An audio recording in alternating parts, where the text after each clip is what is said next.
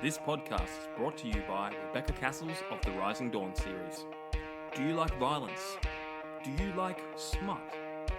Are you tired of the stereotypical novels of werewolf romance out there and want something a little bit different? Then pick up Sparked Revolution, Book 1 in the Rising Dawn series by Rebecca Cassells. Available on Amazon, in Kindle, and paperback. You too can become a sponsor by heading on over to patreon.com/stories, the true and the fictional. Hello guys and welcome to another episode of Stories, the True and the Fictional. If you haven't picked that up already by now, we're full author, we're full interviews now, we're diving right in. We've had so much interest, so this is the podcast now and we love it, don't we, Ryan? We definitely do. Are you still living the dream? I am still living the dream. In fact, I'm living the dream so much that this is my ethereal form. I'm actually still in bed asleep. But it's very early this morning, and we know Ryan doesn't do early. But I'm happy to do it for the podcast of meeting some great authors. Wonderful, wonderful. Well, guys, check out our sponsors, Rebecca Cassells, Martin Kearns. They have wonderful books out. And my new book on Corrosion has been out for a little while, so grab that. But now, let's get into the interview. Costi Gurgu, thanks for joining us. Thank you for having me. For those who don't know, who is Costi Gurgu? Right. So I'm a speculative fiction writer. I'm from Toronto, Ontario, Canada, to be more precise. And I have two short story collections and 4 novels, with the 5th on the way. The 5th is the 3rd book in my series, Corrosion. And for my fiction, I won like 28 awards, 3 of them for my debut novel, Reciparium, and 4 of them for the first book in the Corrosion series called Green Corrosion. The latest book that I will launch in September will be Black Corrosion, the 3rd book in the series. Wonderful. Well, thank you so much for joining us. Thank you. And we have a little bit of tradition here on the podcast where we like to get to know the author before we like to get to know their books. So we do have some fun icebreaker questions. We do encourage selfish answers. You're not here to win over the world that you're currently on top of. So Ryan, do you want to take the first one? Yeah, sure, no worries. So, okay, Costi. So the first one, picture we all live in a world where there's no war, it's all peaceful, we all get along, there's no cruelty, there's no cruelty to animals, everything's just happy, perfect. If you could get rid of one thing in the world, what would it be? All right. So everything is happy, everyone is happy. Yeah. You don't have to get rid of poverty. There's no poverty. Everyone lives a joyful life, but obviously, other than war and financial struggles and all that kind of thing, there are still everything else. So, aside from all of the political answers, what would you like to get rid of? Right. Well, I don't know if it's political, but the first thing that pops into my mind is I would get rid of psychopaths. Yeah, cool. Yeah. No, I think they are the root of most of the problems we have today. Yeah. Even with the happy lives that we're living, the poverty and all the other stuff exists. So I think they are the root of all that. And the eventual dictators that rise up, then they're also psychopaths. So and they create problems where there are no problems. So I think that would be my first go-to. There you go. No, I'm happy with that. I'm very happy with that.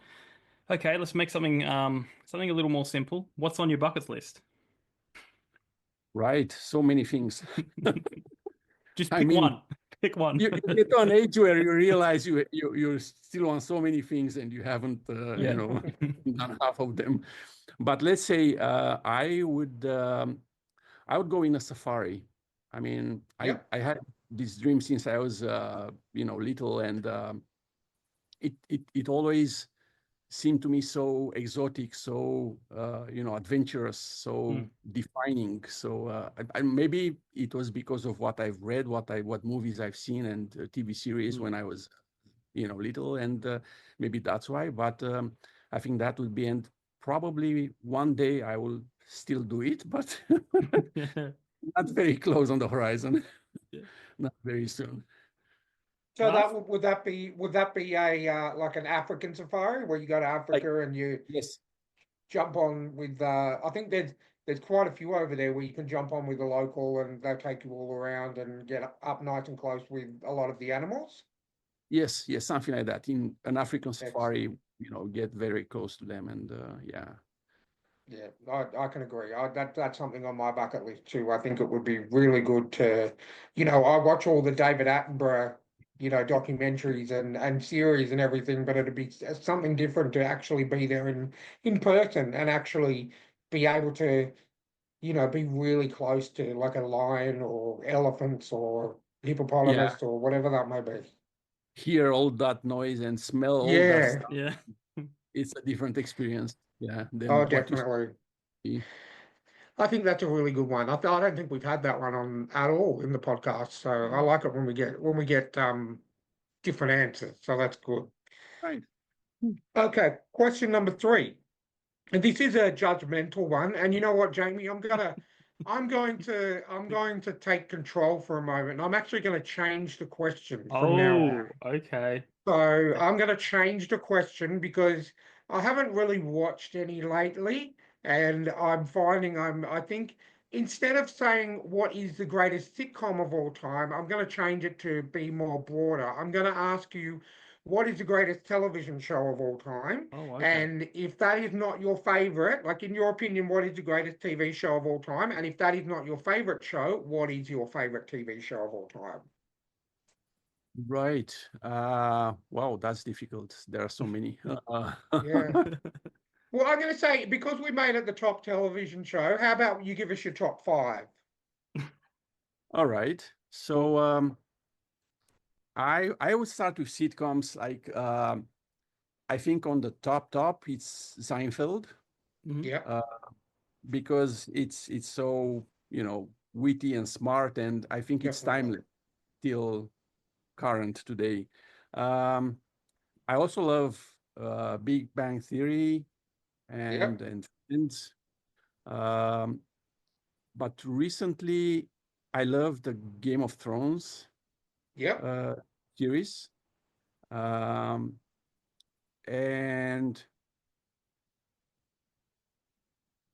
I don't know.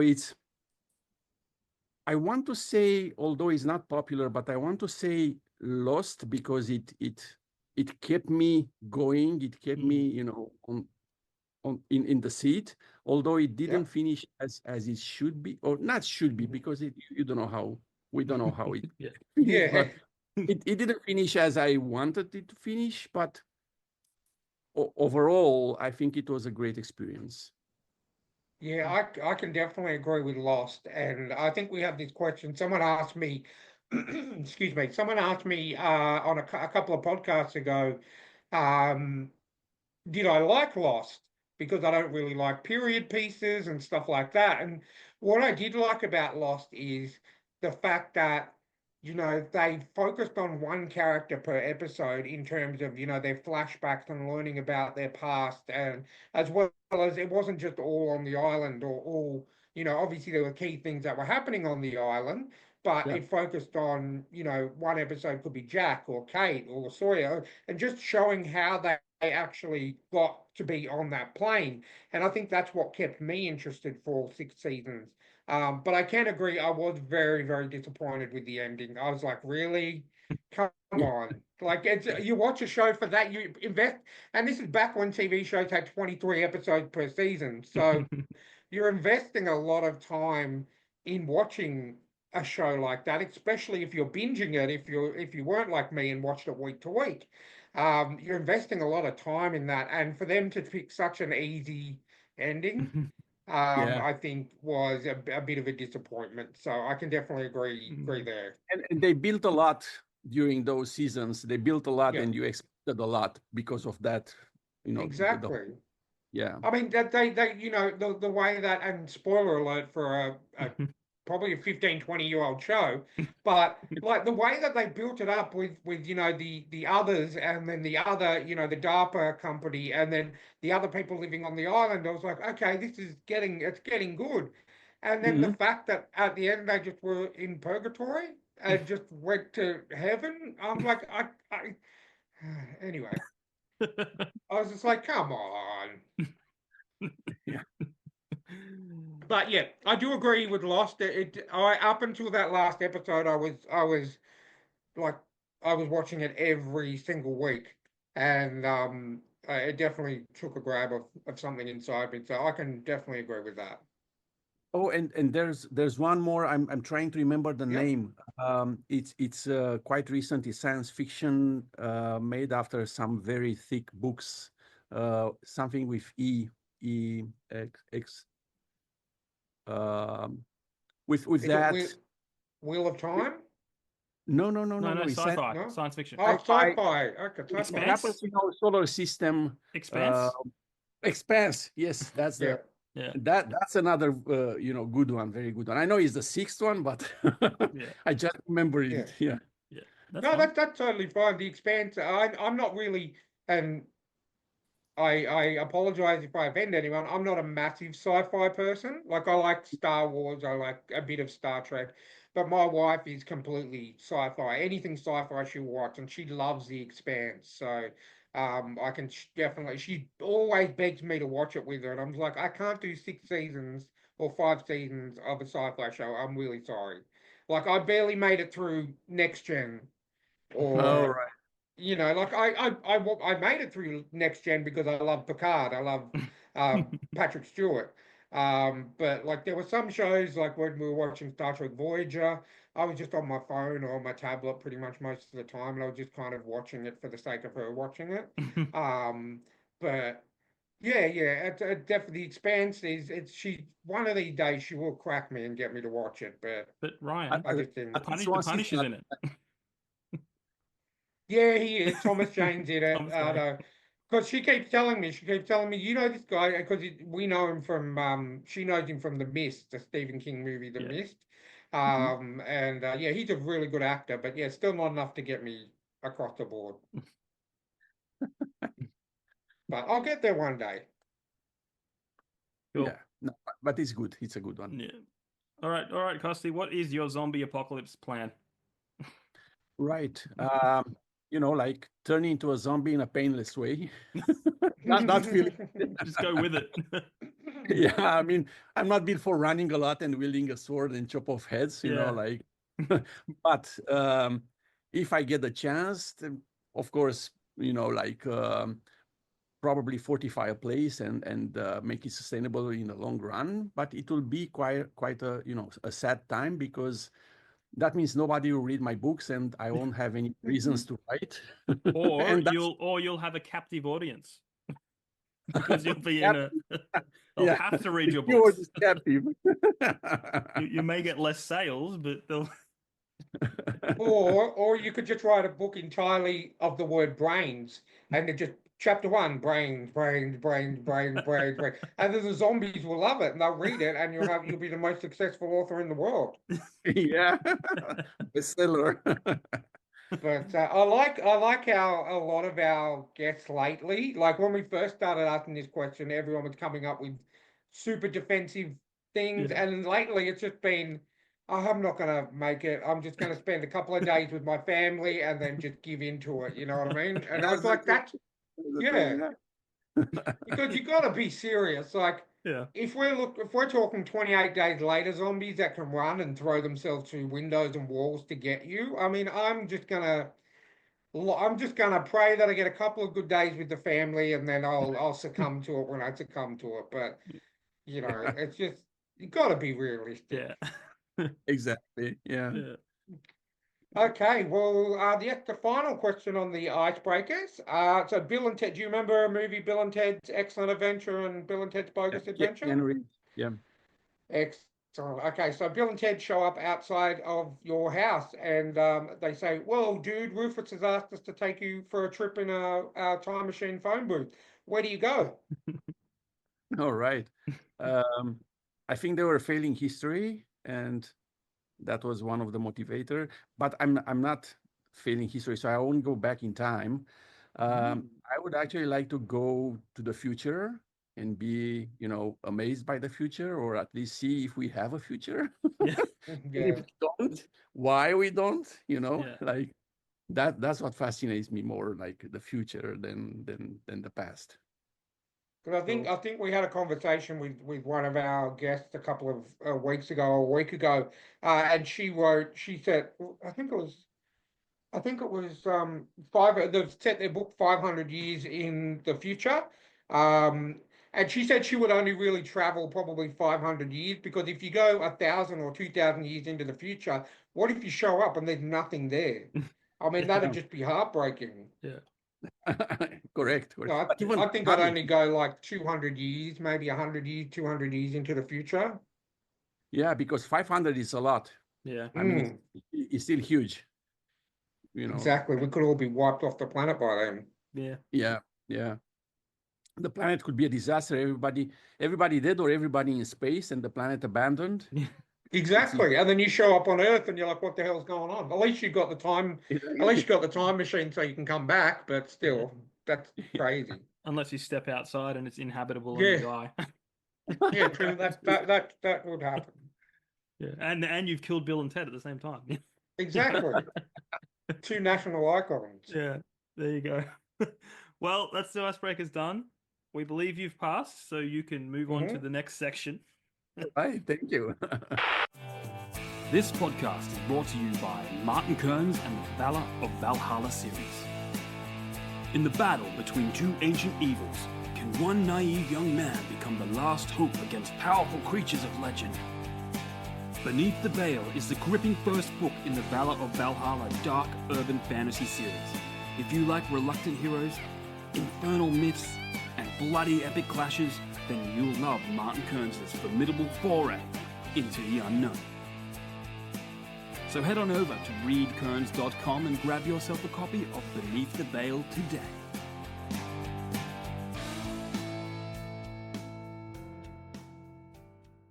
Tell us how you got into writing. How did it all start for you? I was, when I started writing, I was in primary school. I think I was in the 2nd or 3rd grade. And basically it was Star Wars. I wrote a pastiche after Star Wars, like something very Star Wars, nothing original, nothing, but my literature teacher encouraged me. So I said, why not? I'll continue with these, dumb things that I was writing at the time. But then I wrote something worth reading in high school. I read them in a writers group, which was with adult writers, some published writers. So not my colleagues, not my friends. And I was praised for one of my short stories, and that encouraged me to actually take it seriously and do it consistently. But it took a few more years to actually get published, to sell something. So I sold my first short story in the first year of university.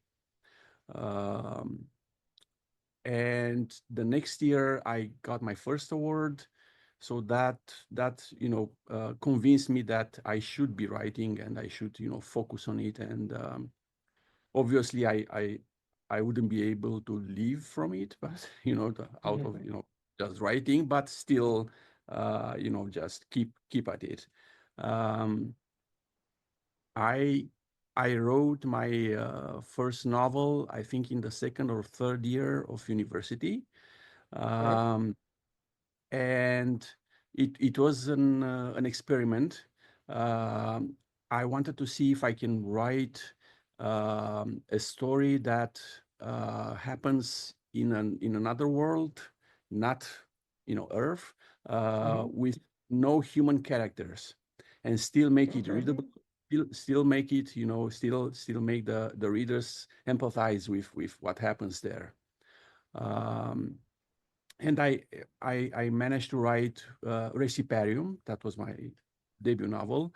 And I sent it to a local competition, which at the time I was still in Romania. And it was a competition for unpublished writers with unpublished novels. And I won the competition. So the award being that it will be published. So I was, extremely happy because my first novel and already getting this kind of recognition. And then I talked to the editors, and they told me, you know what, we didn't award it. The jury awarded it. We don't know what to make of it. we haven't read something like this before. We can't market it. We don't know how to market it. We don't know how to sell it.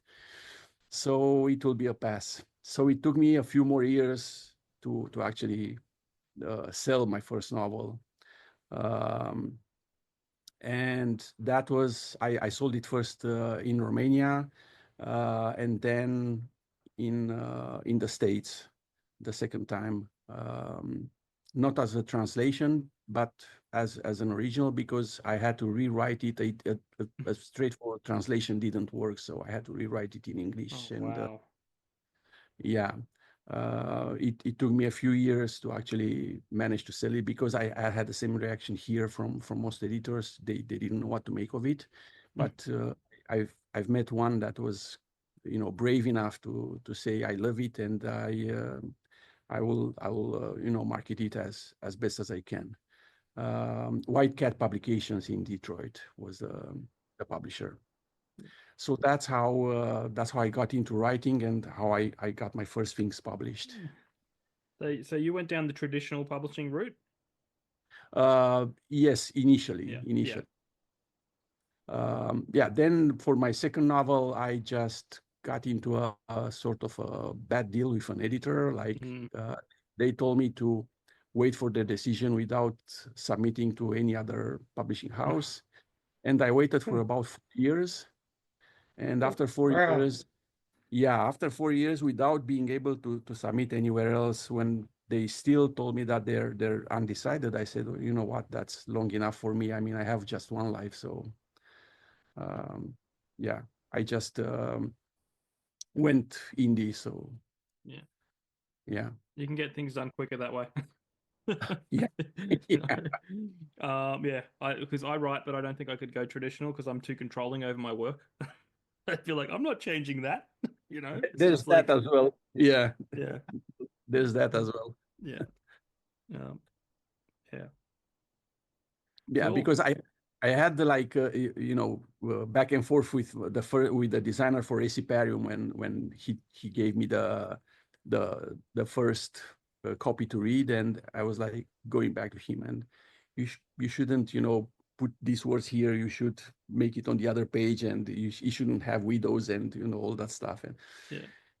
And in the end, I submitted, but I know what you mean by controlling. Yep. Cool. Well, let's talk about like your Corrosion series. Is it going to be 3 books, 4 books? Is there a plan for it? 3 books for now. So for the first part of the series is a trilogy, and it may be.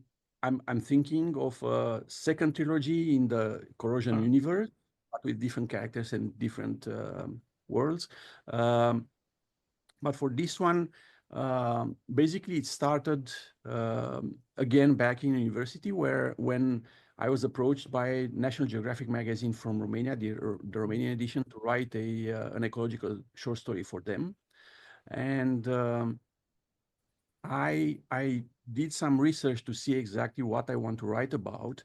And I discovered this experiment from, I think it was the 80s or something like that, from an Austrian university, where they managed to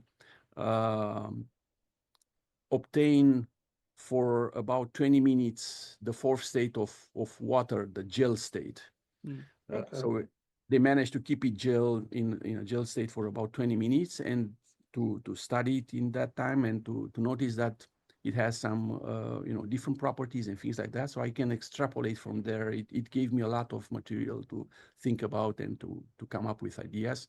What if indeed the properties are completely different, and on one hand, it sustains life like water in general, but on the other hand, it has this effect on us that it corrodes flesh. So people become corrosives. They're not in control of their of the corrosion of the way they can go in a matter of months or years to just a piece of corroded flesh, or they can live for decades with just the minimal corrosion. They had no control over it.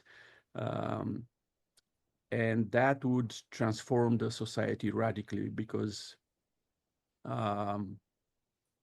it will basically create a new kind of humans, a new kind of people. The mental structure would be different. The way they see the world, the way their needs, their behavior would be different. And that would be in the opposition with the very few that still have control over liquid water, clean water, and they keep their normal form like us. So they are hidden. And this is the story. The green corrosion is the story of an ambassador from a clean water community to the corrosive community, society next to them, trying to make a deal, trying to make, to trade with them and to establish some sort of diplomatic relations. And I wrote this, it was the short story Corrosion. I wrote it in university for National Geographic. I published it, I sold it. I got like, I don't know, 2 or 3 awards for it. Since then, I resold it about 6 times. And the last time in a Canadian anthology, about 7 years ago, something like that. And one writer, quite big writer in Romania at the time, was saying that basically the first book or the first story in every series is the good one, and all the sequels are bad inherently. That you can't write good sequels. And I said, okay, let's make a bet and try something about that. So I wrote the second story in Corrosion, the Corrosion universe, called Pink Corrosion, after Corrosion, and it proved to be a success. I sold it. I got some awards for it. And he obviously said, well, but that's different. It's a different story. It's not the continuation. Well, it's they're the same characters. Of course, it's a different story. I mean, Yeah. You have to come up with something different than in the first one, not just continue exactly the same adventure, because it would be boring. So these are the stories that are the base of my green corrosion. It's the first one, Corrosion, and then Pink Corrosion is the Pink Corrosion in the series. And I came up with the conclusion for the trilogy, which is Black Corrosion. Which rounds up nicely the whole universe that I created there. So was the third one done on a bet as well, or? Sorry? Was the third book done on a bet as well? Did someone bet you? Oh, no. No? No. Otherwise, it would have been long, like long time ago. Yeah. No. That's cool. It's a very unique universe you've created. Where did you pull your inspirations from, plot wise and character wise and all that? From my experience in university, so the protagonist is actually a sort of a nerd. He likes to study. He likes to, he likes science. He likes to read. He has a brother who is more adventurous, but the council of the community decides that the brother, who is very athletic and adventurous, should stay behind, and he should be sent into the wild world, mad world. That despite his nature and his own willingness to actually do that, and that's how I got the inspiration for the protagonist. what if we have this nerd that is forced to actually leave the adventure and basically survive. It's for him. It's not a pleasure. It's just a struggle to survive and do something good for his community at the same time. And obviously, the short story was quite short. It was like, I don't know, 5,000 or 6,000 words. So I didn't have a chance to develop the characters a lot and the whole world. But then the novel gave me the opportunity to do this with him, his brother. There's also a girl involved in the whole thing. With the community back in the cave with the liquid water, the clean water, and the kingdom of the corrosive people that is nearby, and they want to trade with. And basically, it is if you read into all the names and all the locations, it's actually based in Toronto, Canada. The whole thing. Right, what you know. Right, what Exactly. you know. Exactly. Yeah. I did that with my latest book. It's literally the map is where I Google Earth my hometown, and we're in the mountains. So I just picked key landmarks from the mountains, lakes and rivers, and just wrote my whole story into my backyard. Yeah, that's the best. If you know something, then you should write about it. Yeah. Yeah. Because I mean, I've seen like examples of stories written by people in North America, and the characters were in Europe. Yeah. And you could read through that the writer has been there, maybe has been there, maybe has been there as a tourist for like a couple of days, but not more. Yeah. And you can feel that. So it's better to write exactly what you know, like the places the people kind of spirit of the the place that yeah. Cool. Ryan, do you want to ask about the covers? You always love to ask about the Yeah. covers. Yeah, so I'm currently on Amazon now looking at your covers of all your books, especially, the first two books of the Corrosion series. Just the way that they obviously you can tell that they're part of a series, even if you didn't know, that it would if you took off the name of the book, you could still tell the art is very similar, so you could tell it was part of a series. Did you design those covers yourself, or did you contract someone out and are using the same person for all of the books in the trilogy? So I contracted an illustrator, Luca Olastri from Italy, to actually do the illustration, the painting of that I put on the cover. The design itself, the typography, and all the layout is mine. So it's a team effort, let's say. I work with him. I tell him, like I need space here, and I'll put the title here. So he knows how to manage the illustration so that it allows me to actually work with that. Awesome. And I use him as well for the second book and for the third book. So I wanted for them to feel that they have the same, line, the same. Yeah. That You definitely get that feeling from looking at them. I could, as I said, even if I didn't have the titles of the book on them, I could still tell they were part of a series. Yeah. Mhm. So did you get a model for the art? Like, did you show your artist a picture and be like, this is kind of what I want to go for, or did they have like a little more free range? No, I just gave him the description from the book. I said, yep. In broad lines, this is the character. So now you can make of it what you want. I didn't give him pictures or something like that. Yeah. I gave him freedom of creation. It's just that the description of the city, the kind of the sky, and the characters, and then he went with them. He ran with them. Because I just love that pink corrosion like that. Those characters on the front are awesome.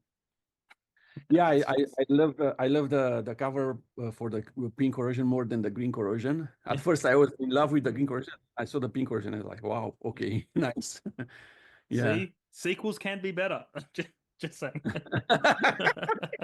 Even the covers. Even the covers. Yeah. Oh, that's awesome. Cool. I will put that up on the screen. I know you tried to show it before, but Yes, it sorry. didn't go through.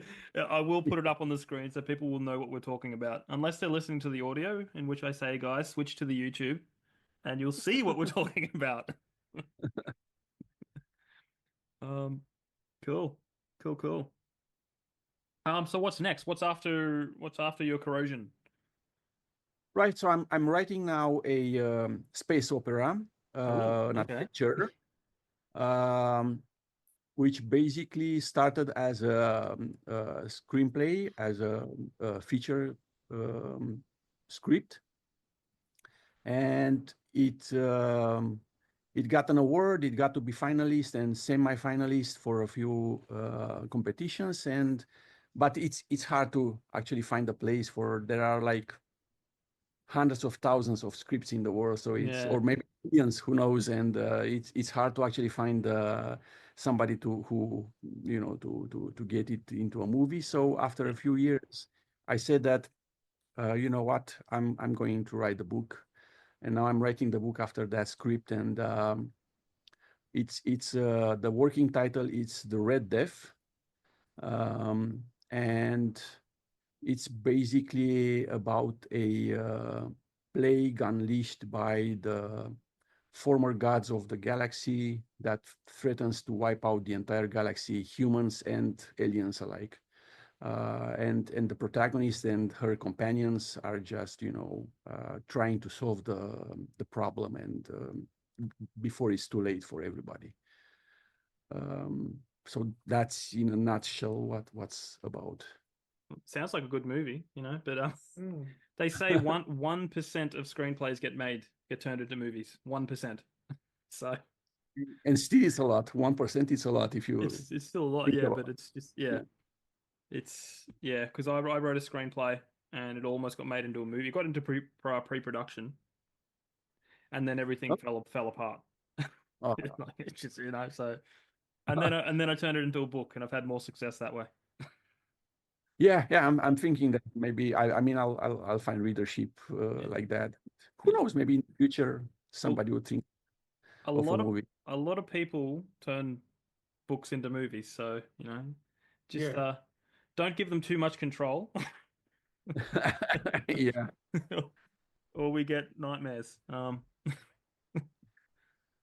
Yeah, so have you had any? Oh, sorry, keep going. Sorry, no. I want to say very quick. A good example is with Harry Potter, where she signed that she will, when she signed a contract for the books, she said she wants control over the movies and the merchandise and all that stuff. And got it, and that was her luck, not just in terms of control over the production, which you could see, but also in terms of wealth that she after that. Sorry for. Go on, Ryan. No, I was just wondering, have you had any interest in relation to, turning the Corrosion series into a movie or a TV show or anything like that? Not yet. No, nothing. Nobody proposed yet.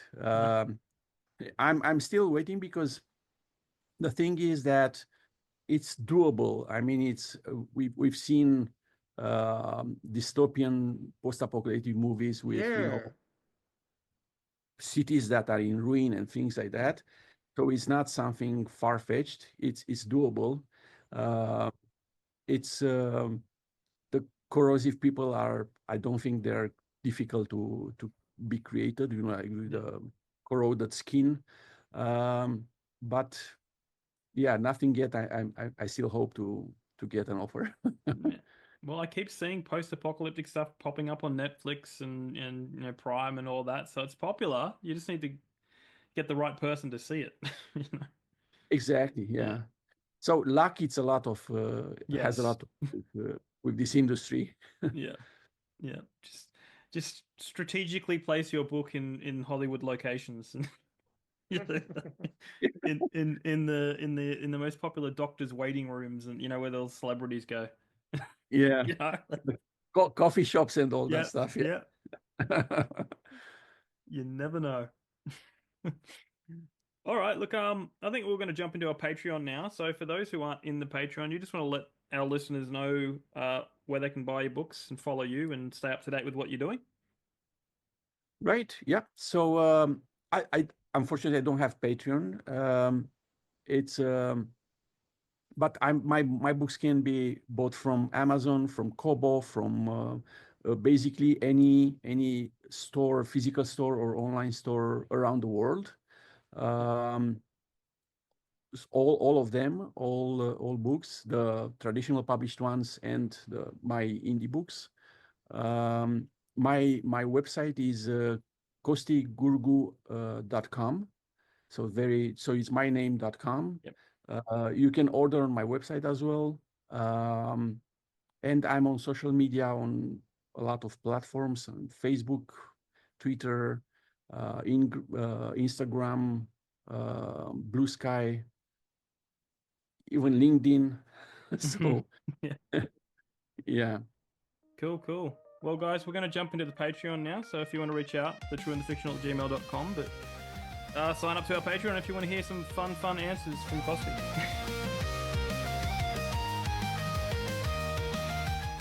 It gave me a lot to think about and encouraged me to actually write myself. So Jules Verne and H.G. Wells, but Jules Verne first, and then I discovered H.G. Wells. Yeah, it was much better than the movie. Sure, like the movie's good. The movie's good, but but you got to think that was written so long ago. 125 years. Yeah, no, that's a no for me. He's arachnophobic. I'm a severe arachnophobic. I can't even deal with like tiny little spiders. So I think that's the first thing where they're big. Yeah, no, I'm just saying. Yeah, I definitely can't do the big one. Yeah, so I think that the first thing that pops into my mind is the first name is Robert J. Sawyer. Okay, cool. And what book would you read to you? That's difficult. I would be curious to see how he reads